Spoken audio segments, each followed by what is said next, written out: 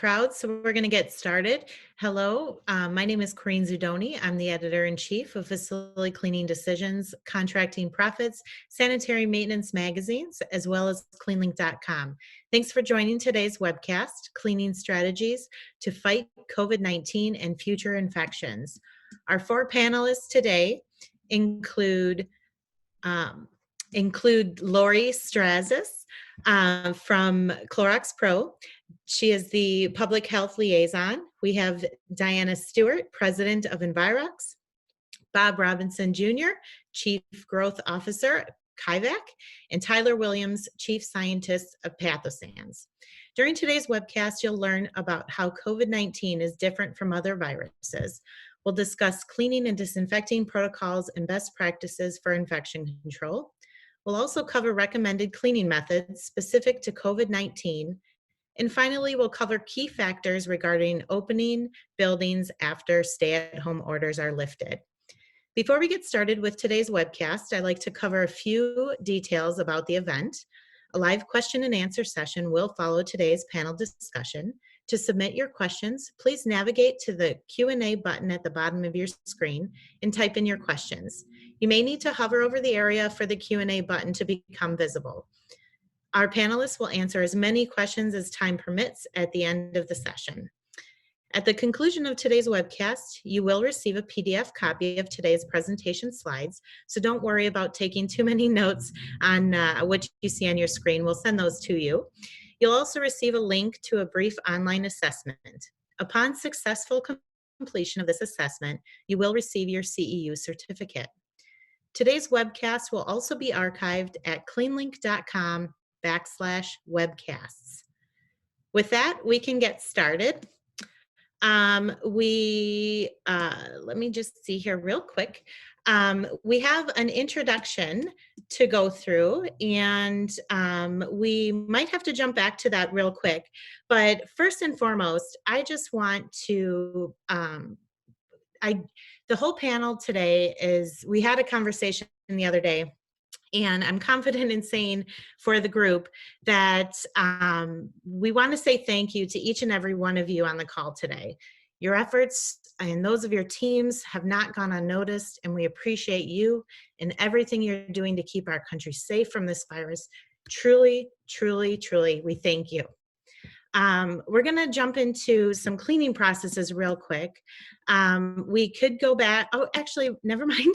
We have Lori back. We had some technical problems initially, but I'm going to hand it over to Lori. As we know, there's a lot of information being shared about the current status of the coronavirus outbreak. Some is accurate. Other information is very, very wrong.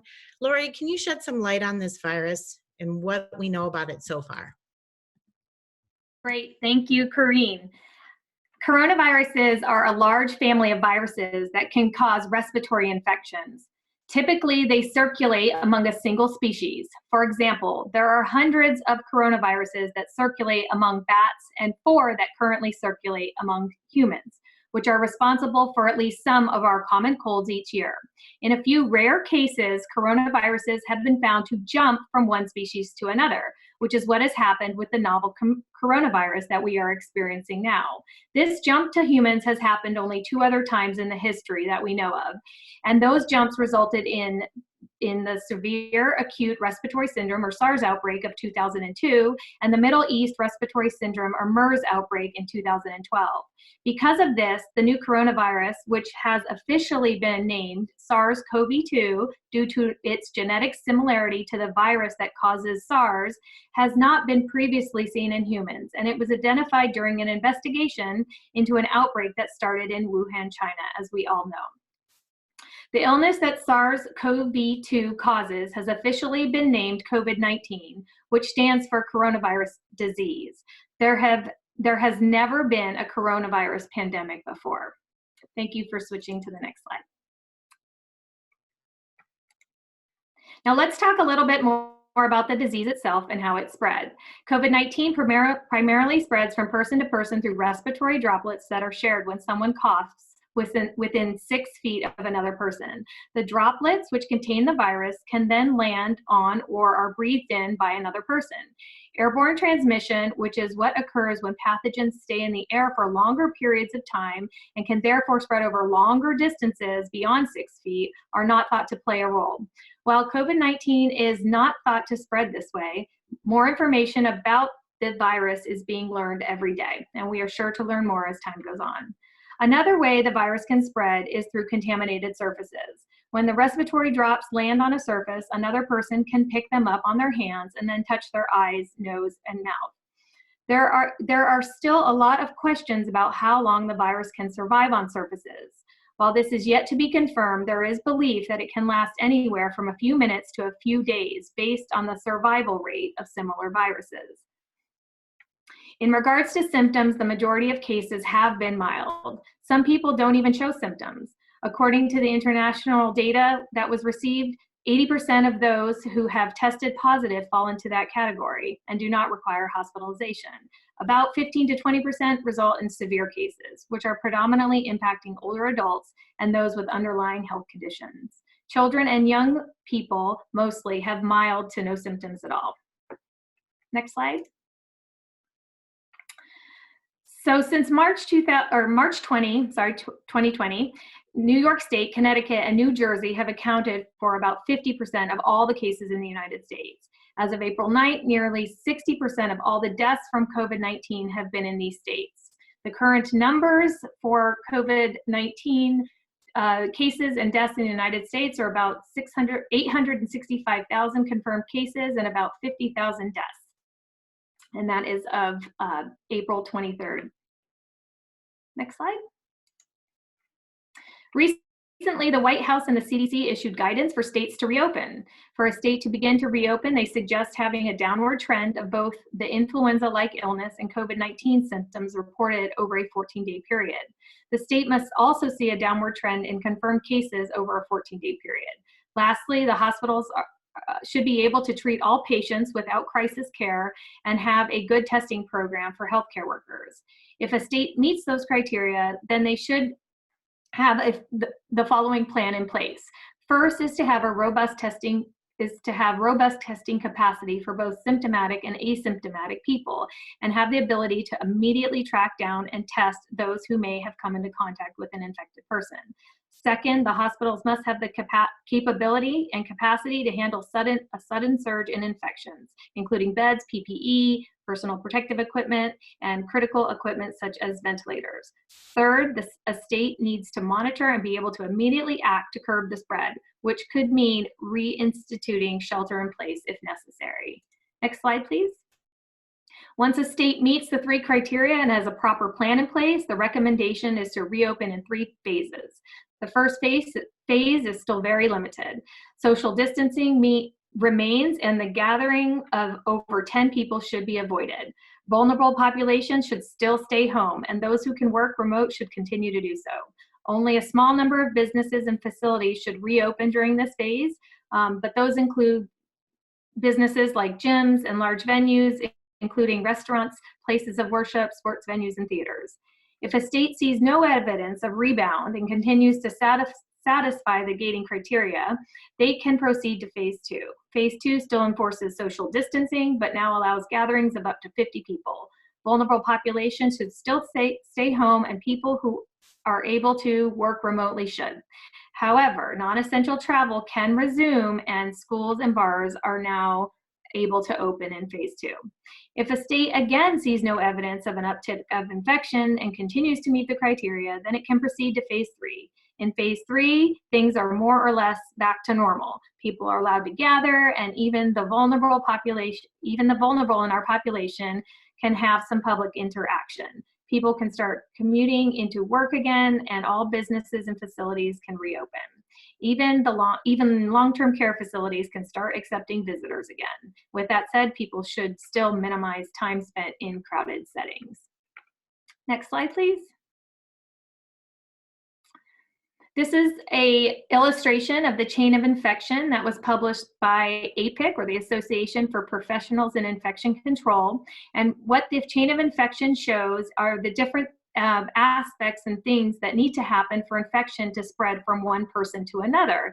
It also highlights the ways in which you can stop or reduce the spread of infection by breaking the chain. So you can see in the red boxes here that cleaning and disinfection play a key role in doing this. And so that is why we are here today. Next slide. Thank you so much for that information, Lori. Obviously, there is a lot to cover, and I did jump the gun a little bit early on in thanking everyone and what you're doing out there. That includes our panelists. Everybody's working very, very hard, and we want to continue to show appreciation and support for the industry. And with that, we're going to start to talk about some cleaning processes. Bob, I'm going to hand it over to you. Can you get us started with some removal tips? Yeah, Corinne, thank you. Thank you so much for that introduction. This section, we're going to be talking primarily about proper cleaning and cleaning procedures. That's a very important piece of the cleaning process. It's not just about chemistry or kill. There's really two parts to that process. So specifically what I'm going to talk about, and then Diane will follow up, is really about the removal of unwanted matter. And when you think about the removal of unwanted matter, that is, by definition, the proper procedure or proper cleaning. And according to ISSA, our International Sanitary Supply Association, we have all agreed upon two definitions. One is clean and one is cleaning. And ISSA has defined clean as a condition free of unwanted matter. Well, what does that mean? Well, a condition free of unwanted matter could be anything. A child's desktop, could be a bed in healthcare. It could be fixtures in a restroom, your child, your dog, anything. To be clean means that it's a condition free of unwanted matter. So unwanted matter could be scuff marks, dirt, grime, visible soil. It could even be unseen viruses. And then they define cleaning as the removal of unwanted matter and putting it in its proper place. And I think what's so important about that definition, a lot of times we forget, are a couple of words. Number one, removal. A lot of times we arm our team members with tools that do a good job of moving, but not a good job of removing. So cleaning is about the removal of that unwanted matter, but then also very importantly, it's putting it in its proper place. That could be down the drain, in the trash, out of the building, leaving properly, but not moving it from one section of the building to the next. So those two are very, very important. You know, and at KIVAC, that's one of our primary focuses is we design tools and systems that maximize soil removal from surfaces. And you know, feel free after this this event to go visit our website to learn additional information about this topic. It's important to us, and it should be to all of us. Thanks so much for that, Bob. Certainly removing germs is very, very important. I'm going to pass it over to Diana from Envirox. Can you shed some light on mitigation? Yeah, absolutely. The mitigation of viruses. And to Bob's point, that first step of cleaning and actually removing the excess matter and debris is the first step to get us there. Also understanding product types, reading the labels, using cleaners per the actual instructions. I know it seems obvious, but it's often one of the big gaps that we find when we're in facilities working with cleaning staff. So as you can see on this overview chart, different product types and EPA claims mean very different things for efficacy and for uses. If you look at the CDC guidelines, and I recommend going to their website, they've really upgraded everything to address COVID-19.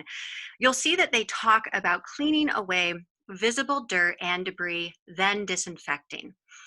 This involves appropriate product selection and using it correctly. If a surface isn't clean, then the disinfectant may not actually even reach the pathogen to kill it, which is what we need. We need that removal of everything in the way, and then that actual disinfectant kill claim or sanitizer virucide kill claim. And some of you might actually be thinking, well, okay, what on earth does visibly dirty even mean? And sometimes it's obvious and sometimes it's not. That's where good process becomes so important, to take a lot of that stress of the in the moment decision making off of the staff. So As you know, not every surface needs the same kind of treatment. On a touch point, like a doorknob or a faucet handle or a desktop, like Bob mentioned, this could mean all sorts of things. It could mean body oils from hands. It could be even the tackiness from a previous product.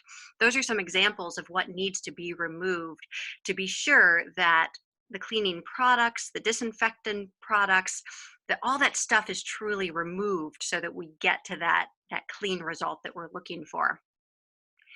Really, what we recommend is taking the time to understand the products that you're using, what type of product it is, the tools, to Bob's point, that you're using to really complete that removal process, and being sure that there's a defined cleaning standard and process so that you can remove that guesswork.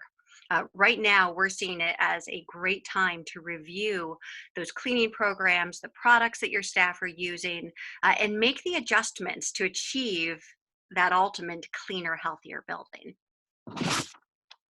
And I think I actually forgot to ask you to switch the slide. So if you could move to the next one really quick. And this is an example of different surfaces requiring different approaches. Moving into any facility, even in the situation, and spraying disinfectant on absolutely everything. If there's an outbreak, then that kind of process is understandable if you've cleared the facility. But in your daily cleaning processes, doing a higher level of cleaning and disinfection, increasing that frequency, and making sure that you're really focusing in on those touch points is the change that all of us can make now. Thanks for that, Diana. A lot of great information, and obviously, in addition to removing and mitigation, and a lot of the points that both you and Bob talked about revolve around training, which is a huge component to a successful program. Tyler, if you could weigh in, and if you would mind sharing some training and education advice for our audience. Absolutely. Thank you very much, Corinne. So when it comes to training and education, the most successful plans have ever been, or I've ever seen, are written down. It takes time and it takes thought to get all these touch points down and all these infographics into your application and have it written down. Make sure it's accessible to all your employees and review it periodically. These plans need to evolve with the world that's ever changing and the new viruses that may come along. With this planning, there needs to be a certain thought process I like to borrow from the food industry, and that's verification and validation. You need to verify that your plan is in action, and that could be as simple as a checklist with simple reminders to the staff on what needs to be done next, to an application that walks someone from start to finish all the way through that process. And then finally, you need to validate. Is that plan effective? Is it doing what you say? Is it doing what your plan is trying to accomplish? With cleaning, as we've mentioned up until this point, what does clean look like? That's defined for your application. And that could be as simple as a visual of what clean looks like in terms of pictures, and maybe what a failure looks like in terms of pictures, all the way up to field tests that can swab and show that the soil has been removed. And then the second portion of that, and the most important, is disinfection. And I've skipped right to disinfection because, as we all know, that's what's needed right now to beat the SARS-CoV-2 virus. So when it comes to disinfection, trust in the label. Follow the label and assure proper, adequate coverage. A lot of testing has gone into that label to assure that it works when used properly. And really, when you're reading that label and making sure you're doing everything right, don't let your perception of the use dilute what may be defined on the label. Make sure that it's accurate and you're doing exactly what the label says. And at that point, I'll hand it over to Diana and Lori to kind of speak on those regulations behind that label, understanding those, and assuring proper efficacy. Thank you, Tyler. Yeah, let's talk about the EPA. This is a hotter topic now than we've certainly ever experienced from our customers before. Not many people actually have any reason to understand how EPA registration works. So Lori's going to dive us far deeper into this, but as an overview, for a product to become EPA registered, it undergoes a rigorous process to test and to prove not only kill claims, but also use methods and dwell times, the toxicity of the product, and also the stability, both when it's in the bottle and also once it's mixed. We have been getting, well, we get a lot of these questions regularly, but we've been getting even more about hypotheticals. So about what a product will or won't kill that may or may not be listed on the label. And our answer is always the same. If it's not listed on the EPA registered label or its master label, then you should not assume it will kill the organism. Unless the EPA issues specific guidance, it's always against federal law to use an EPA registered product in a manner that is not defined on the label or by the EPA directly. Now, this is an outbreak situation. It's obviously extenuating circumstances. Many of you are probably familiar with the EPA guidance that they've given to all of us, and they've provided a list N for disinfectants that will likely kill the SARS-CoV-2. Again, when it comes to kill claims, the EPA is the federal law here, and they can provide that kind of guidance. I suspect that many of you may have also experienced the global shortages of disinfectants happening across the world right now. And this is where it comes back to, yes, disinfectants, but also good process. Because many of you may not be able to always have one of those list N products on hand. And for those circumstances, it is always better to use good, solid process, best practices, and be using the products you do have access to correctly and frequently. With that, I'll go ahead and pass it on to Lori for a deeper dive in between some of these differences.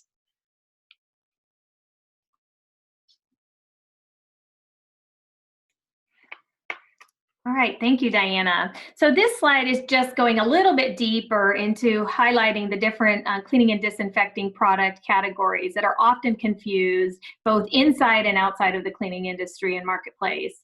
As was mentioned, cleaning is the mechanical removal of unwanted matter. Sanitizers have proven efficacy against bacteria. Disinfectants have proven efficacy against bacteria, viruses, and sometimes fungi. Intermediate and low-level disinfectants that are approved for use against SARS-CoV-2 are what cleaning and disinfecting crews today should be using to combat SARS-CoV-2. And then high-level disinfectants and sterilants, which are regulated by the FDA in the United States, are used on semi-critical and critical surfaces and are beyond the scope of what we're talking about today in this presentation. Next slide, please.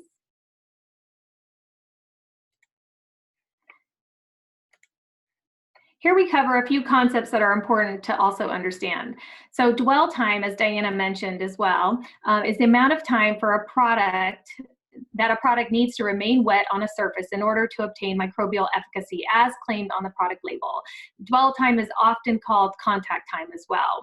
Kill claims are the antimicrobial claims that a disinfectant or sanitizer is legally approved to make after a robust review of the data by the US EPA, as Diana also mentioned.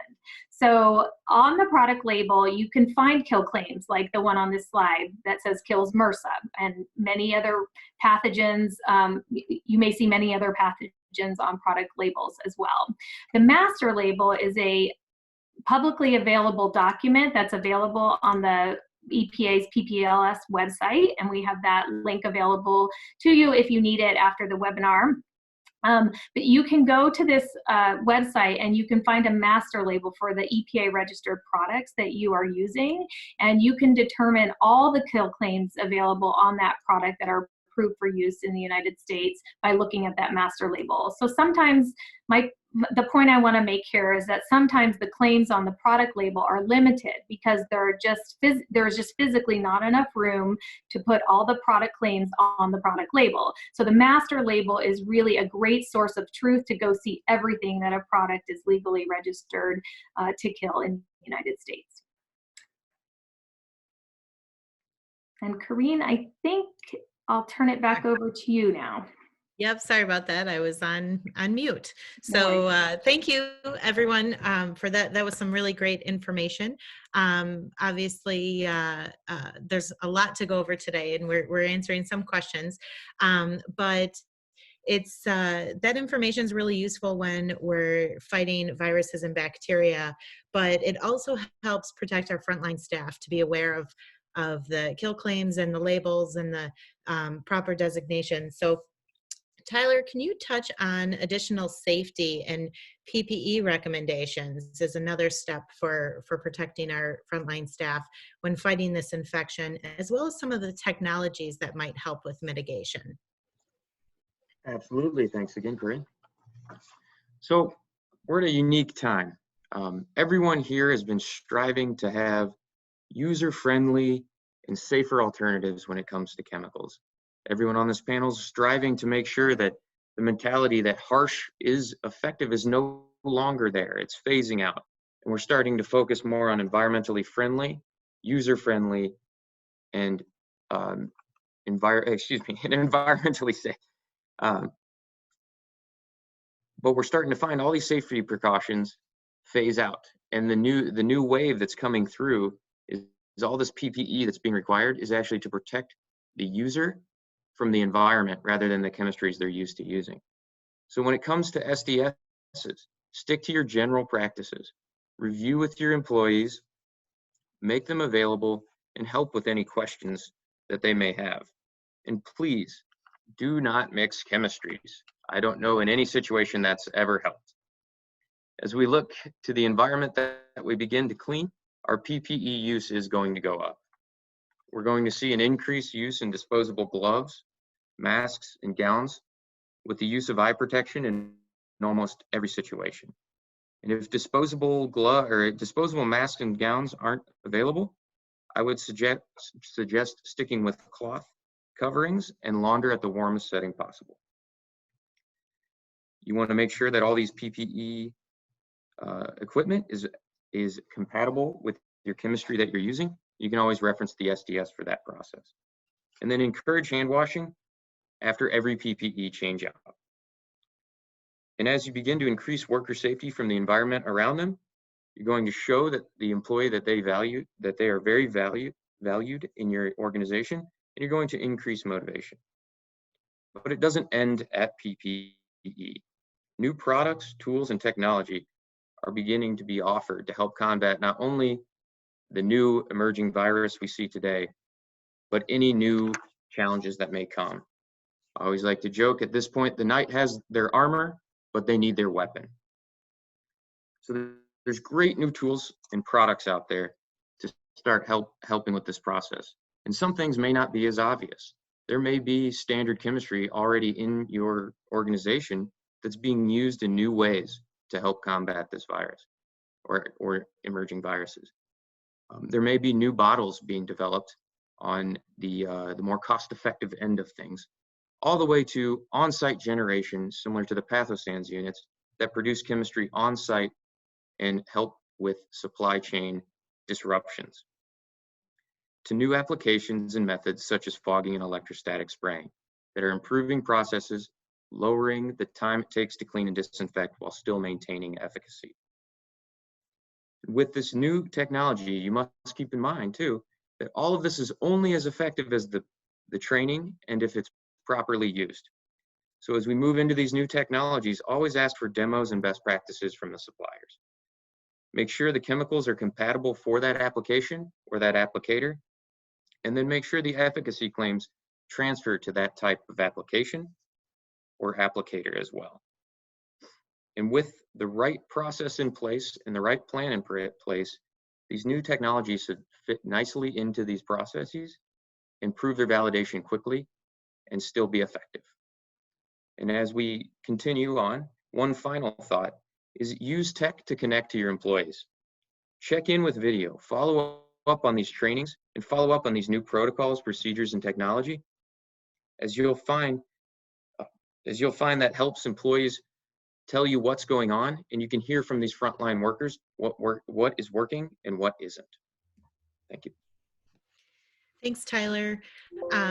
You kind of tapped into it a little bit there at the end, and certainly we've shared a lot of information already. That news can sometimes be a little bit daunting, especially considering the topic at hand. That's why it is so important to keep workers motivated. Bob, we've discussed how important motivation is to staff. Would you be willing to share some words of wisdom for the group? Absolutely. This is a topic very close to our heart. For years, KIVAC has been just preaching to the world that the custodian really is on the front lines of defense against infection control. They're almost in line with healthcare workers to protect building occupants. And if you're a custodian attending this event today, we just want to let you know, this comes from all of us, that you matter. What you do is extremely important. And we just want to say thank you, thank you, thank you. You guys are running into buildings while people are leaving them. So we can't thank you enough. In these unique times, how do you keep your custodial staff motivated? There's a couple of things that come to mind. Number one, provide them with the tools at work. These are professionals. They deserve professional tools. So some of the topics and tools that Tyler had mentioned are fantastic. They're technology, they're better. So many times we send, and I loved your line, Tyler, but we send our custodial staff in to fight this war or this battle with sticks. Literally, they're rags on the end of sticks, they're mops. And from our earlier discussion, we have to focus on soil removal, not soil movement. And to uplift their spirits, fight for them, to get them tools that they need to protect us and the safety of buildings and building occupants. Second thing is you look back at our custodial departments and facilities and maintenance, and it's become one of those commodity where we just keep cutting it and keep cutting it, and we cut our budgets and cut our budgets. This is a really, really, really important department in today's age. So fight for your people. Let them see that you're fighting for them to get the funding that they need so that we can get them the tools to protect us as well. And then, lastly, I think a really, really important component is to spend time and resources to train and educate our staff on how to properly clean. There's a lot of ways out there, but there's right ways and there's wrong ways, and we need to take the time to educate them on how to properly clean. But most importantly, I think educate them on how to protect themselves. They are in harm's way. They're inside of buildings. They're touching very contaminated surfaces and touch points. So not only how to clean properly through education, but educating them on how to protect themselves and use the proper PPE that Tyler was mentioning so that they can remain healthy themselves. Thanks for that, Bob. It really is very important to show our support, especially as we move ahead and begin the process of reopening buildings. It's hard to think of when that might be, but Lori, would you mind sharing how we can use some of what we've learned from this pandemic so far to improve cleaning moving forward so that we continue to protect the building occupants and truly clean for health? Absolutely. Thanks, Corrine. I think really we're going to kick it off here with talking about the future is now. So one of the things that has become increasingly clear during the COVID-19 pandemic and as buildings have started to reopen. I'm actually in Georgia right now, and so we do have some buildings that are starting to reopen to the public, is that the future of the cleaning industry is now. Right now, there is an opportunity to take advantage and hold on to the attention and the recognition that the cleaning industry has seen over the last couple of months. I've seen numerous articles and social media posts about environmental cleaning and disinfecting employees and how valued they are in every type of building setting, from schools to office buildings to healthcare especially. And so leveraging and taking advantage of this opportunity is really critical to help change the industry moving forward, to keep the recognition and the value of cleaning and disinfecting top of mind in the world that we live in. So how can we do that? So here are some high level ideas. So one is to be proactive.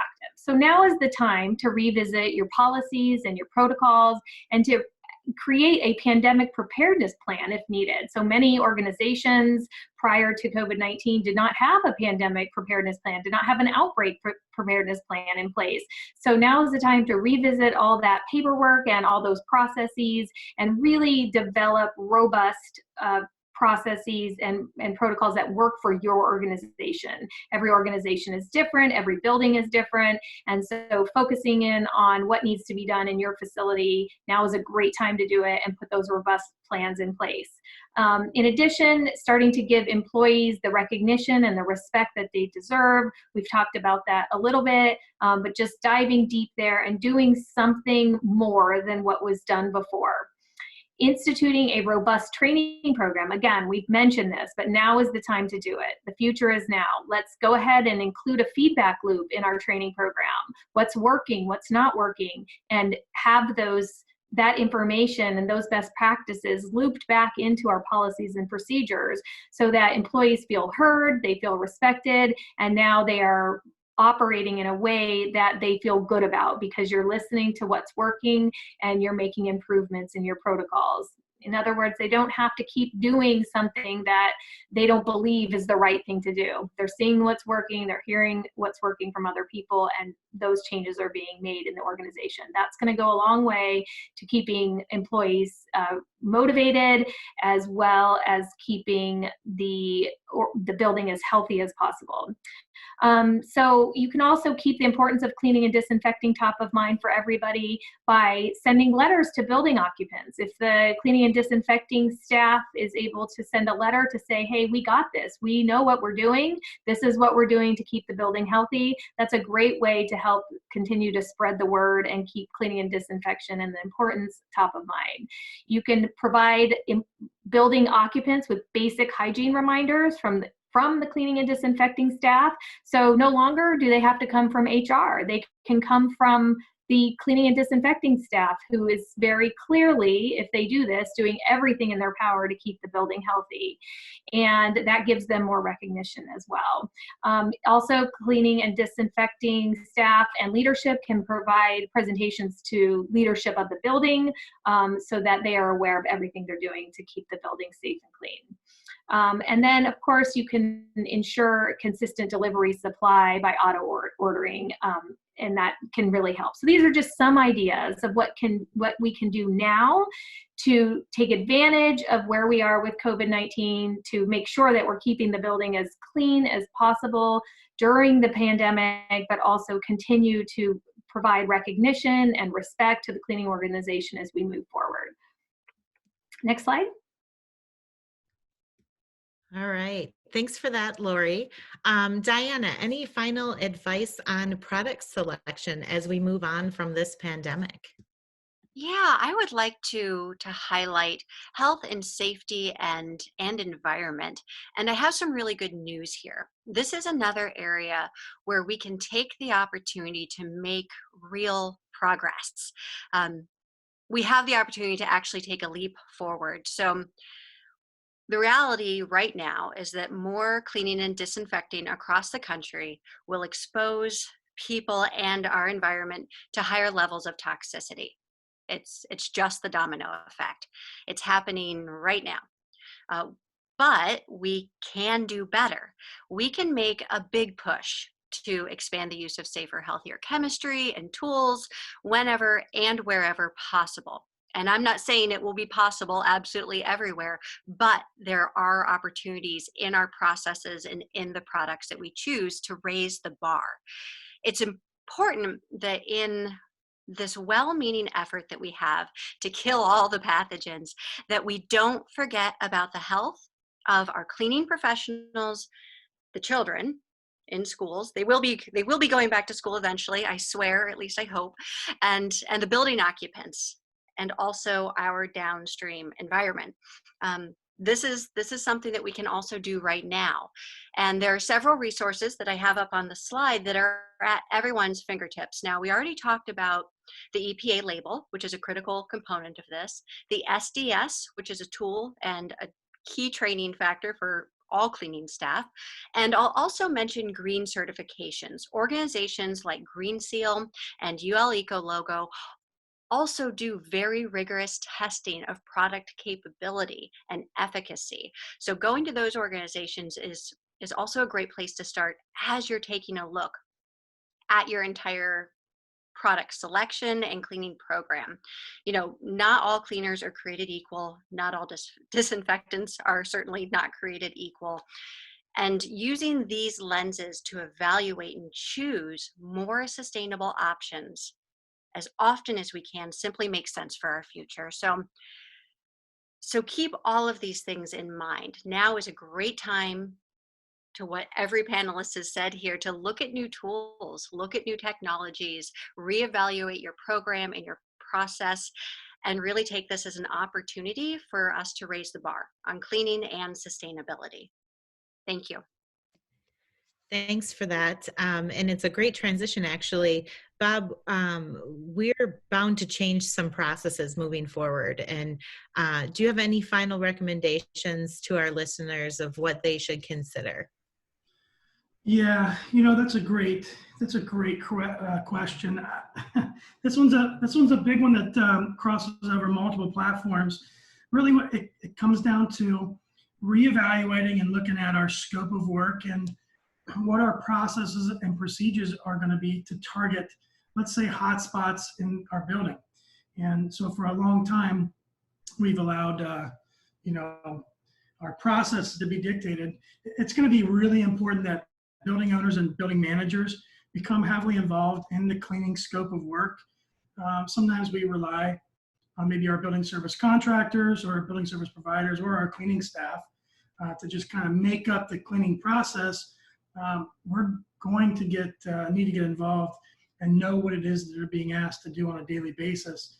And this may and probably will require some changes in our cleaning procedures. It could change the time of cleaning, who is doing the cleaning, etc. I mean, a lot of our cleaning is done at nighttime when no one's in the building. Well, that doesn't do us a whole lot of good when people are in. So some real clear communication and guidelines on day portering and things like that.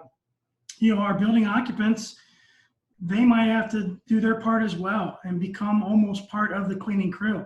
You know, proper training for them is going to be needed as well. You know, what we expect, what we don't expect. I know in the state of Ohio, that's going to become a reality on Monday.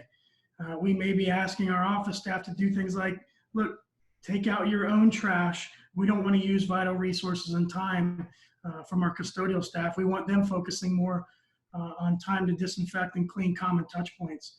So that's going to be interesting how we go through this. I encourage you to start looking at it now. Measurement technology exists for our industry.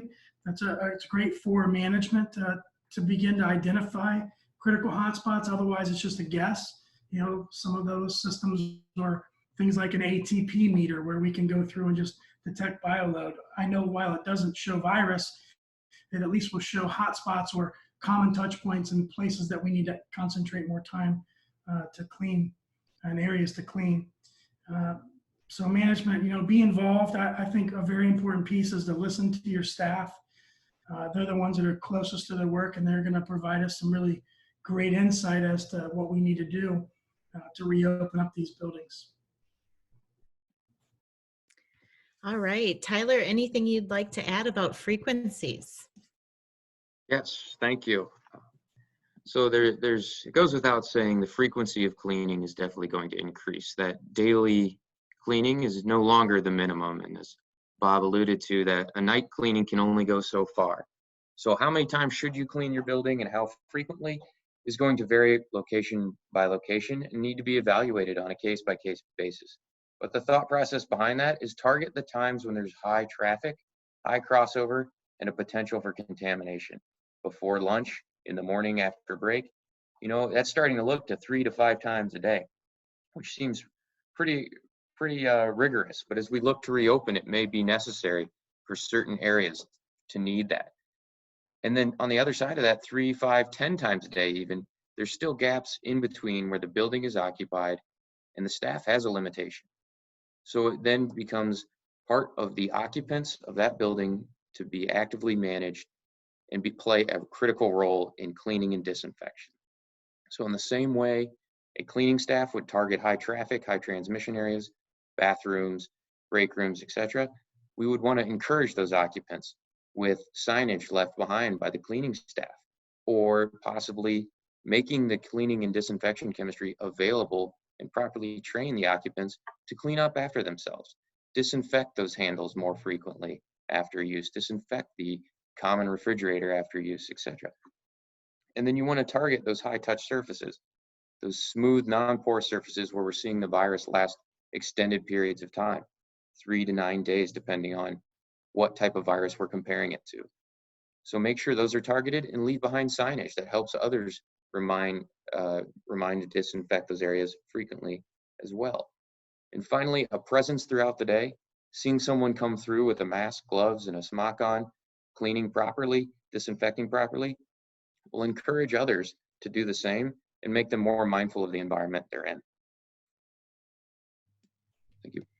Thanks for that, Tyler. Obviously, cleaning is essential to keeping infections and viruses at bay, but promoting personal hygiene is also very important, as the world has learned finally the importance of hand washing. Lori, any last comments you have on improving hygiene and helping building occupants do that? Yes. So you recall we talked about the breaking the chain of infection earlier. So here's a slide on what employers can do to protect building occupants. And we've talked about some of these already, but just, going over it again is never a bad idea. So I'll go ahead and do that now. So, really educating the building occupants on what they can do to help prevent the spread of SARS-CoV-2. This is absolutely critical. And this is not only for, when you think about a building occupant, you're not only talking about the people that are sitting at the office desk or the people working in the building, but that's including your cleaning staff. They're building occupants too. And so everybody needs to be educated. It really needs to be thought of in that way. Making essential supplies accessible to building occupants. We've chatted about that a little bit. But, it's specifically looking at hand sanitizers, disinfecting wipes, making sure there's enough, that every bathroom should have soap and paper towels if possible. Everybody should have access to tissues, waste baskets, liners. These are things that are important in order to prevent the spread of SARS-CoV-2. And so making sure that there's enough of them available, they're available to all building occupants, and they know how to use them properly is critical. In certain cases, if social distancing is difficult as we all go back into the office, then face coverings are absolutely imperative. If you can't stay 6 feet away, then it is an ordinance in some states and counties, but it's just a really good best practice as we look to not have additional spikes in COVID-19 in our communities. Policies, again, I talked about policies earlier, but we can go beyond cleaning and disinfection policies and look at flexible sick time policies, protection of employers or employees with increased vulnerabilities. If you have employees that have vulnerabilities, encourage them to come forward and talk about what their vulnerabilities are and put a plan in place to keep them safe. Temperature checks before coming into the building are a great idea. Social distancing and face coverings, I mentioned. Sanitation, business travel, and all contact tracing are all playing a part, as also are recommended by the White House and CDC guidelines I mentioned earlier. So next slide then, and my last one, I believe, is what can employees do to break the chain? So again, more of what we've chatted about already, but just if you are in an environment, if you are going into a building, what can you do to break the chain of infection. So stay home when you're sick, cough, sneeze into a tissue or elbow. Don't touch your eyes, nose, and mouth with unwashed hands. This is so hard to do. And I know, and I've been working really hard from the beginning of this pandemic to not touch my face with my hands, and it is still a challenge. So it's one of those things that takes a long time to break the habit of always doing. But the more we can do it, the better off we'll be. Washing hands as often as possible with soap and water for 20 seconds with the correct technique is important. Using that alcohol-based hand sanitizer when soap and water isn't available, disinfecting those frequently touched surfaces, and wearing face coverings when social distancing is challenging and you can't stay 6 feet apart. So these are all things that can help break that chain of infection that if we start to take seriously and do now, we will see many less cases of COVID-19 as we start to reopen buildings in the United States. And with that, I'll turn it back over to you, Corrine. Thanks so much, Lori. Throughout the presentation today, we've covered a lot of information, but we do want to make sure that we allow some time for questions and answers too.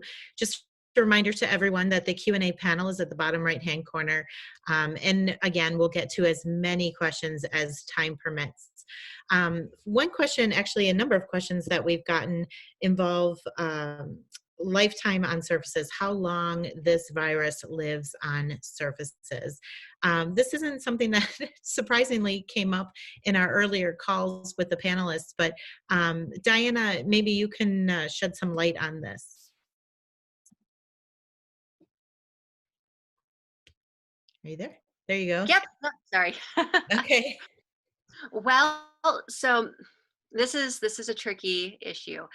We've done actually a lot of research on this in particular, and there have been some published studies, but they typically have been peer reviewed. So generally speaking, for those of us who have done things like stage our groceries and wipe everything down and do all these extra measures, the answers are still kind of unclear. Now, when you're talking about the hard surfaces of something that's a metal surface or a plastic surface, the virus is going to live the longest there. It's showing that it's going to live the least amount of time, say on cardboard, something like that. But the exact times are still fuzzy. In perfect conditions, they see the viruses living on surfaces 72 hours, maybe even longer. But in real world situations, they see it dying more quickly. I mean, the important thing that we're talking about here is that it's not hours. On a surface, it is a day. It can live for longer than that. Hence the importance of that frequency of cleaning, especially on those hot spots. Thanks for that, And Diana. I know anyone else who might have more detail. Anyone else? The question that came up is actually about disinfecting frequency. And first, before we get into that, I want to hand it over to Bob very quickly and address the frequency of removal. We talked about that earlier in the presentation, and basically how often should facilities be recommending cleaning frequency? Yeah, that's a great question.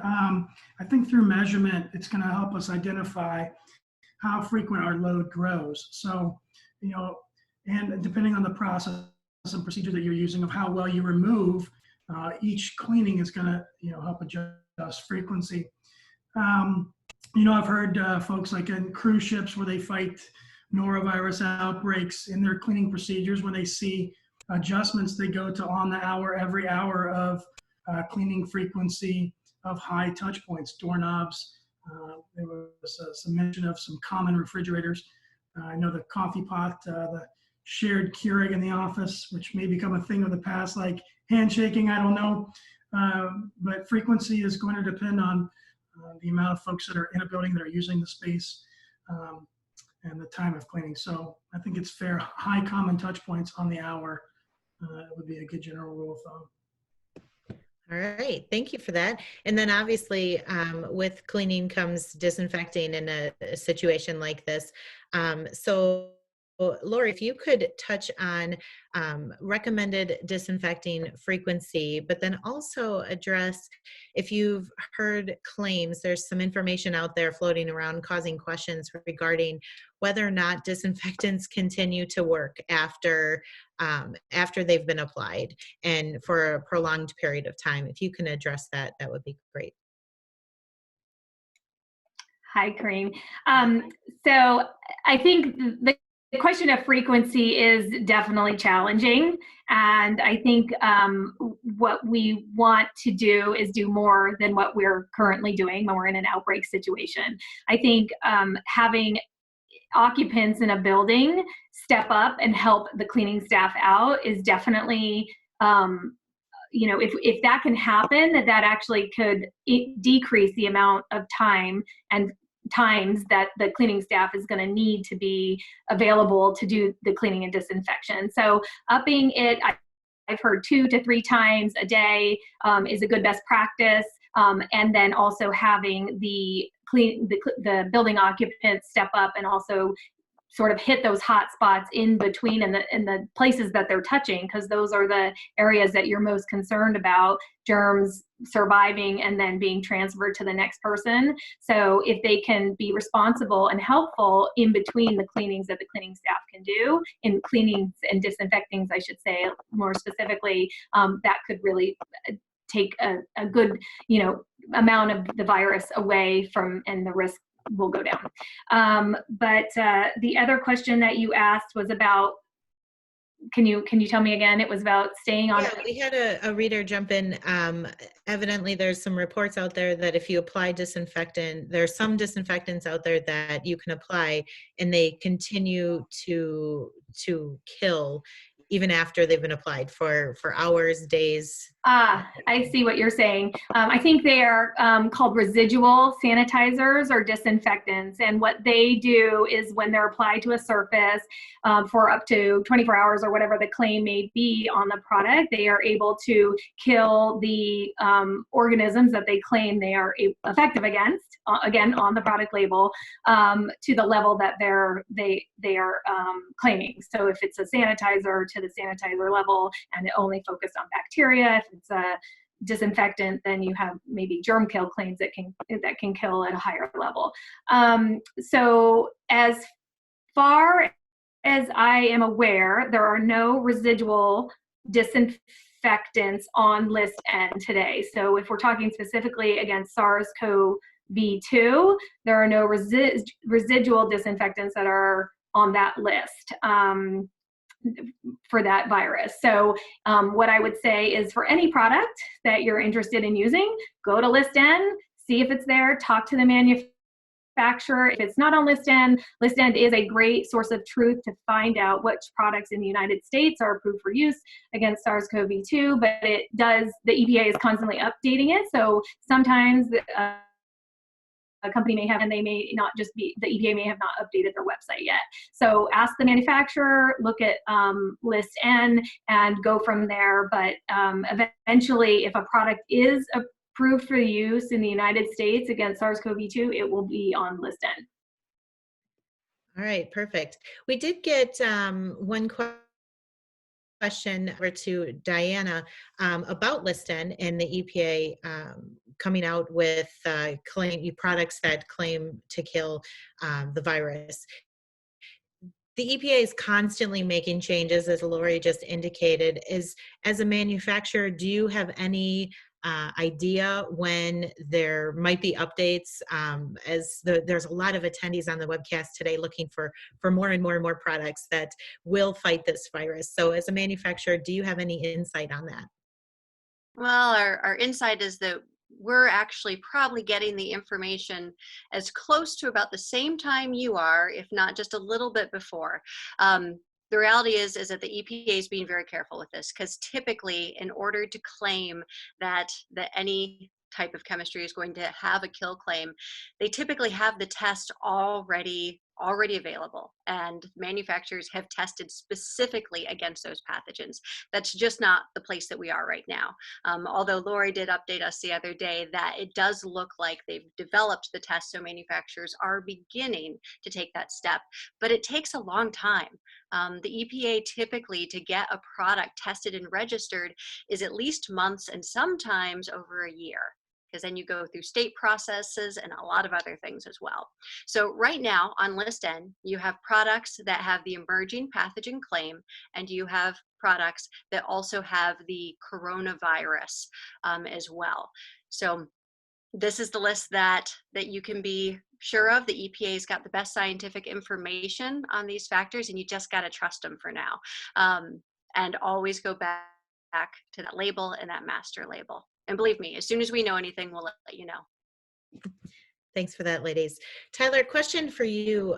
We've gotten a lot of inquiries about personal and protective equipment. As the seasons are changing, personally, I'm up here in Wisconsin and desperate for spring to finally start. But people are talking about wearing shorts to work, and do they need to continue to wear long coveralls? Are safety glasses suitable, or do they need to have goggles? What recommendations? You tapped into PPE a little bit earlier. Can you elaborate on some of the best practices that end users can look for? Of course, and as usual with any of my recommendations, I would say the CDC is my favorite resource for most of this. And as people start going back to work, I think the most important part of controlling this infection and controlling this virus will be to keep your germs on you, right? So anyway, you're gonna spread your germs. So what we know the most right now is person to person. It's through coughing, sneezing, or fluid transfer.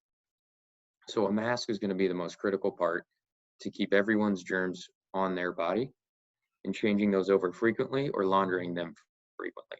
As we look to the general public, 6-foot distancing is probably the best recommendation out there, along with the mask coverings to keep germs on yourself, and frequent hand washing. I don't know if we can stress that enough as one of the best defenses against this.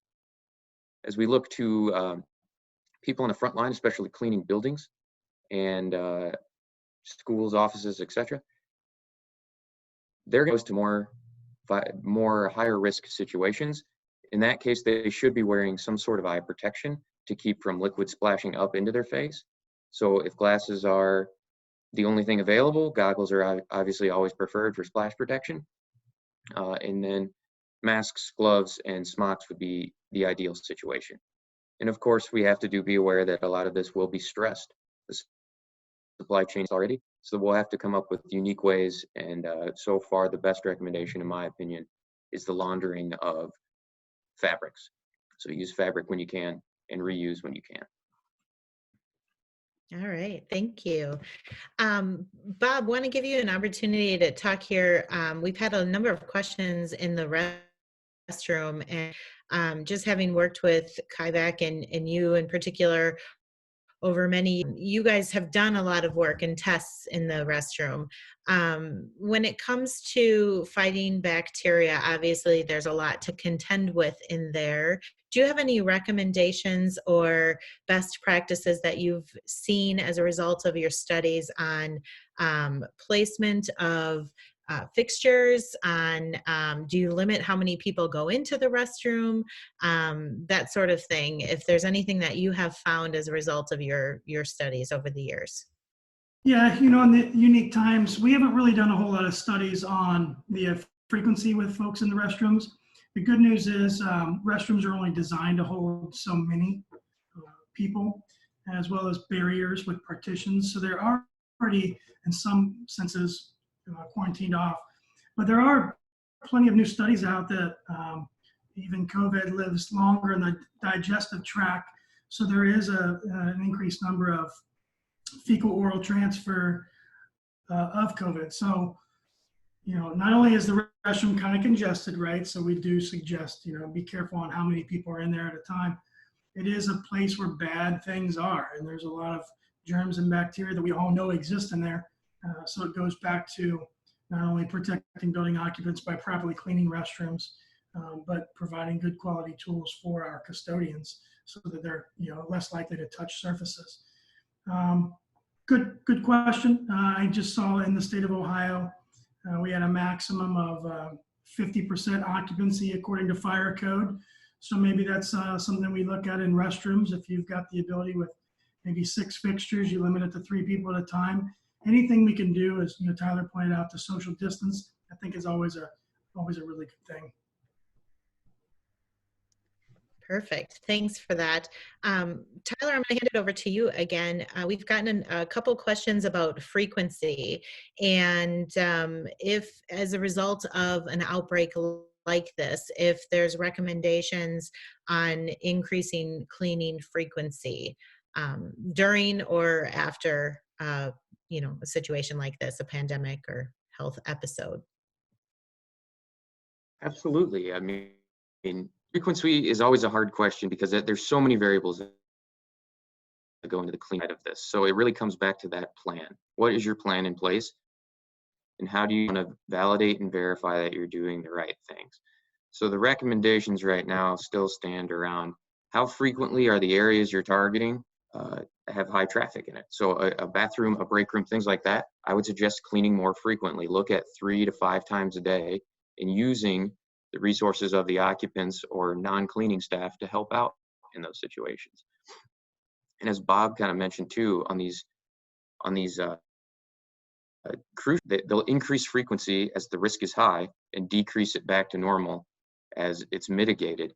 That's something I think we should all take and consider as we reopen America. And as the future is now, as Lori was mentioning, we need to start evaluating, okay, let's start at cleaning frequency very, very high, assure it's not a problem, and start lowering the workload as we continue and start to see the cases go down, etc.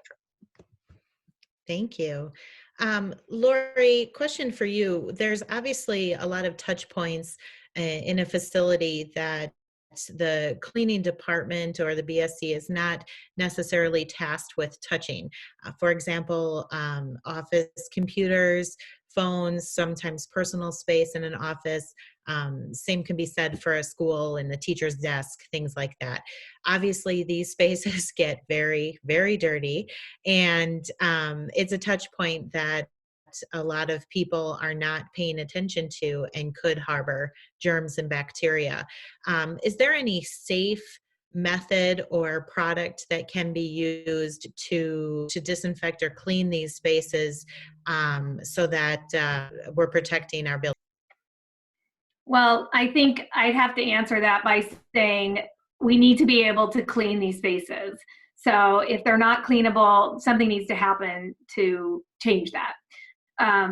People need to pick up their stuff. They need to put it away so that the surfaces can be cleaned properly, because it's not fair to the cleaning staff to ask them to clean a space that it's too dirty to clean or would take them too long or is personal, so you can't touch the things in that space. So what we talked about before was including the occupants of the building in the cleaning process. And now that people understand the importance of cleaning and disinfection, because COVID-19 has brought that to the forefront, really educating everybody. If it's a teacher, hate to pick on teachers, but if it's a teacher who is not cleaning up their space, then they need to be educated, and they need to understand why it's important that their space is clean enough that it can be cleaned by the cleaning staff. They could also be doing their own cleaning and disinfecting throughout the day to help support the cleaning staff. So I think the big point here is that the cleaning staff is not available 24/7. They will never be. We can have them clean 50 times a day and they will still not be available 24/7. The building occupants have to play a role. They have to do their part, and the cleaning and disinfecting staff and management can make that happen, and now is the time to do it. Thank you. Sorry, I was on mute. Diana, question for you. You were mentioning the EPA lists and that updates changing constantly. We have had a couple questions about product availability, not just certified products, but products in general. Some people We mentioned throughout this webcast that this audience is considered essential. We all know that, but not everybody is deeming them essential, giving them proper PPE. They're prioritizing other options before us, and not just PPE, but what about chemicals, equipment? Manufacturers are really working very hard to make sure that the supply is being met. From your perspective, what does that look like, and how are you working to help this Yeah, audience? absolutely. So we've spent a lot of time researching this, talking to industry experts, supply chain experts that actually go all around the globe.